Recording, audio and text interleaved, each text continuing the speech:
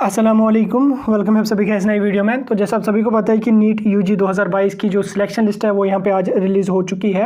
अब selection list release होने के बाद आपकी एडमिशन प्रोसेस चलती है, तो उसी के बारे में यहाँ पे आपके साथ बात करूँगा कि एडमिशन आपने कब से कब तक करना है, और उसके साथ साथ जिन कैंडिडेट्स का यहाँ पे कॉलेज या कोर्स सही नहीं है उनको यहाँ पे क्या करना, डॉक्यूमेंट्स आपको कौन कौन सा लगना है, सारा कुछ मैं आपको डिटेल में बताऊँगा। और उसके साथ साथ सेकेंड राउंड के लिए कौन कैंडिडेट एलिजिबल है, कौन कैंडिडेट सेकेंड राउंड के लिए अप्लाई कर सकता है, वो सारा कुछ मैं आपको इन डिटेल्स बताऊँगा। इस वीडियो को आप पूरा एंड तक देख लेना, चैनल को भी सब्सक्राइब कर देना और टेलीग्राम ग्रुप हमारा ज्वाइन कर देना, लिंक उसकी आपको डिस्क्रिप्शन में मिल जाएगी। तो अगर आपने नीट की पीडीएफ जो है वो डाउनलोड नहीं की है सिलेक्शन लिस्ट की, उसकी भी लिंक आपको डिस्क्रिप्शन में मिल जाएगी, आप जाके देख सकते हैं। लेकिन उससे पहले मैं आपको एक बात क्लियर करना चाहता हूँ, जो जेके बॉबी बीएससी नर्सिंग पैरामेडिकल और टेक्नोलॉजी कोर्सेज है उसकी सिलेक्शन लिस्ट जो है वो कल शाम को आ जाएगी, नहीं तो परसों जो है वो डेफिनेटली आ जाएगी। तो चलिए हम अपने टॉपिक पे बात कर लेते हैं और यहाँ पे देख लेंगे। तो देखिए आज सिलेक्शन लिस्ट आ चुकी है, तो आज से आपकी एडमिशन प्रोसेस जो है वो स्टार्ट हो चुकी है। जो कॉलेज जो कोर्स आपको मिला होगा वो आपको पता हो गया हुआ होगा।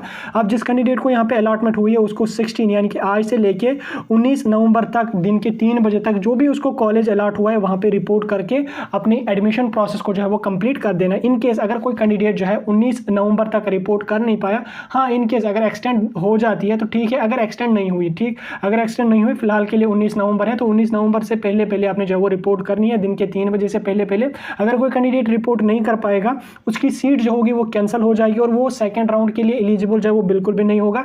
इस बात को आप बिल्कुल अच्छी तरह से सुन लेना, जो कैंडिडेट यहाँ पे अलॉटेड कॉलेज में जो वो रिपोर्ट नहीं कर पाएगा 19 नवंबर तक, उसकी सीट जो होगी वो ऑटोमेटिकली कैंसिल होगी और वो जो है वो सेकंड राउंड के लिए भी एलिजिबल नहीं होगा। ठीक, लेकिन उससे पहले यहाँ पे हम डॉक्यूमेंट्स का देख लेंगे।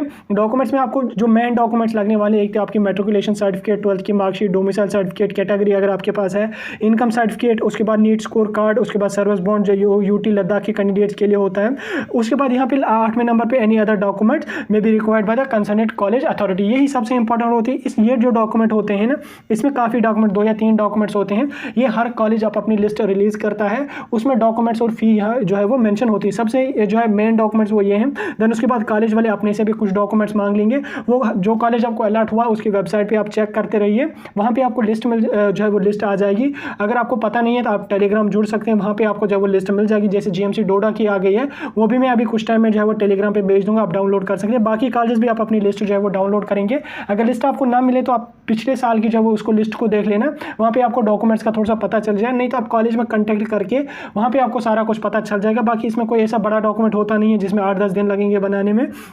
कोई डॉक्यूमेंट अगर आपको बनानी भी पड़ा इसमें जो है वो 1 या 2 दिनों में जो है वो बन जाता है। तो ये हो गया डॉक्यूमेंट्स के बारे में। उसके साथ साथ अब यहाँ पे हम बात करेंगे जिन कैंडिडेट्स का यहाँ पे अलॉटमेंट नहीं हुई है। तो जिन कैंडिडेट्स की अलॉटमेंट नहीं हुई है वो बिल्कुल भी परेशान मत हो जाए। अभी सेकंड राउंड होगा, थर्ड राउंड होगा, मोपअप राउंड होगा, आप तीनों राउंडर्स में जो है वो पार्टिसिपेट करना, कहीं ना कहीं आपकी जो है सिलेक्शन हो जाएगी अगर आपके पॉइंटर जो है वो ठीक ठाक हैं। ठीक, हाँ अगर आपका जो है पॉइंटर्स ही कम है तो उसमें हम नहीं कह सकते हैं। और जिन कैंडिडेट्स का यहाँ पे जो है वो कॉलेज अच्छा नहीं है, मतलब जो कोर्स उनको मिला है वो अच्छा नहीं है, तो उनको यहाँ पे क्या करना है। तो देखिए ऐसा नहीं है बिल्कुल कि आप कोर्स ही छोड़ दोगे, वहाँ एडमिशन नहीं कर लोगे।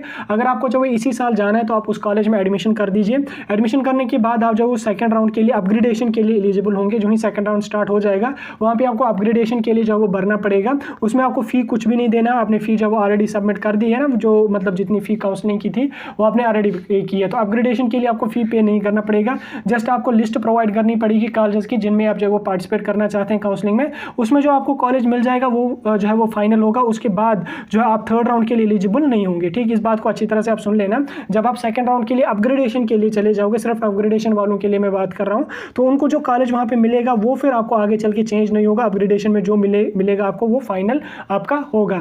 तो उसके साथ साथ जिन कैंडिडेट्स को यहाँ पे कॉलेज कोर्स मिला है उसमें इंटरेस्ट नहीं है वो एडमिशन कर ले, और एडमिशन करने के बाद जो है अपग्रेडेशन के लिए वो यहाँ पे जा सकते हैं। उसके साथ साथ अगर आपने फी पे करी होगी कॉलेज में तो उसका कोई इशू नहीं है, वो आपको रिफंड मिल जाएगी, जहाँ पे आपको दोबारा से एडमिशन मिल जाएगा। वहाँ अगर किसी को फर्स्ट राउंड में प्राइवेट कॉलेज में इन केस हो जाता है, जैसे सीडीपी कैटेगरी वालों का इसमें जो है वो प्राइवेट कॉलेज ही दिए हैं ओपन में रख के, क्योंकि उनका मसला जो वो सुप्रीम मतलब हाई कोर्ट में है अभी, तो उसमें अभी सॉल्व जब तक नहीं होगा तब तक उनको जो है वो फिलहाल ओपन की सीट से अलॉट कर दी है जिन्होंने चॉइस फिलिंग की थी।